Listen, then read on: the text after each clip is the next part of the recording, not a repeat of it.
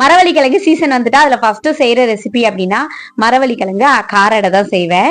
இதுல வந்து இன்னொன்னு இந்த கேரட் சத்துற மாதிரி செத்துட்டு இட்லி பானையில வேக வச்சுட்டு ஜீனி தேங்காய் போட்டு சாப்பிடுவேன். இந்த வேக வச்சு சாப்பிட்றத அதிகமா விரும்பவே மாட்டேன். இந்த கார அடைக்கு 1 டம்ளர் துவரம் பருப்பு 1 டம்ளர் கடலைப்பருப்பு ஊற வச்சிருந்தேன். கூட வந்து பச்சை பயிர் கிடக்கிறது கொஞ்சமா டப்பால கிடந்தது, அதையே அதுலயே கொட்டி ஊற வச்சுட்டேன். இன்னும் ஹெல்தியா தான் இருக்கும். நான் எப்போதுமே கலப்பாதான் போட்டு செய்வேன், பச்சை பயிறு கொண்டைக்கடலை எல்லாம் போட்டு செய்வேன்.